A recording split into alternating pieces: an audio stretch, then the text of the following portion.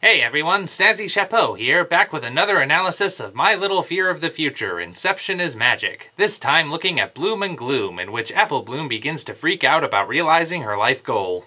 I kind of called it early that this episode was mostly going to be a dream, meaning that this series has succumbed to my least favorite storytelling cliche, the "it was all a dream" plot. I really hate when an ongoing series pulls this stunt. It's like the writers really want to take the series in a bold new direction that will forever change character dynamics and open up new storytelling possibilities, but they're either too afraid to commit or under orders from on high to maintain the status quo. It's a cop-out and it disrespects the audience. I've only ever seen this plot handled correctly once in Young Justice, because they found a way to make sure it had repercussions for every character later on. With that in mind, you would think that means I don't like Bloom and Gloom, and yet I find myself not hating this episode. Part of the reason is because it didn't try to hide that it was a dream after the first third. What would even be the point? The second reason, and by far the more important one to me, is that they played the concept out to the extreme. It started out normally enough, but just continued to get more and more dreamlike and eventually nightmarish until Luna showed up with some amazing animation and the moral was finally delivered. Was it a revolutionary new way of handling this kind of story? Well, no, but it still worked and didn't cheapen the episode. Let's talk about that moral. Some might look at this as a typical lesson for kids about growing up that has no application to adults. But dig a bit deeper and you get a moral about change, which is something everyone can relate to. People naturally fear change, especially when it becomes inevitable, and the reaction is generally to resist it.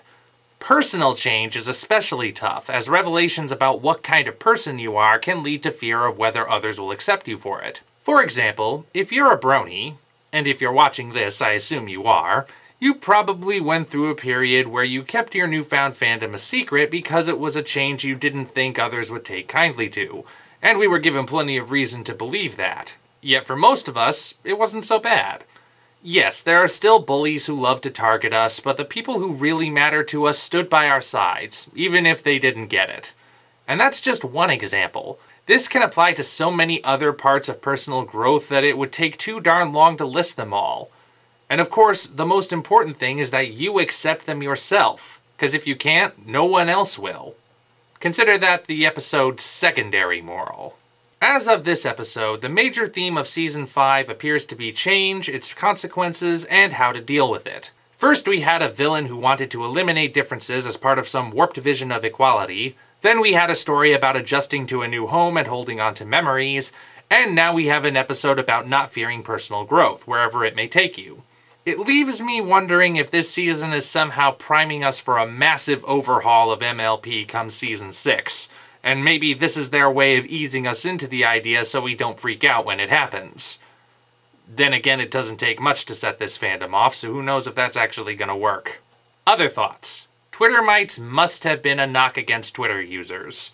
Between that and the Premier's tweet comment, it must be deliberate, but I don't take any offense because I don't use Twitter. The method of catching them will likely lead to many Ghostbusters references too. Sweetie Belle's dream featured Octavia and Vinyl Scratch, which is always fun, and I laughed out loud when Rarity gave Sweetie Belle a 1 when the others gave her 0s. Element of generosity indeed. I'd also love to know what sort of talent is represented by a cutie mark of a wall-eyed dolphin. So those are my thoughts on Bloom and Gloom.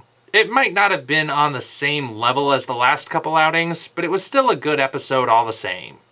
I'm Snazzy Chapeau. See you next week.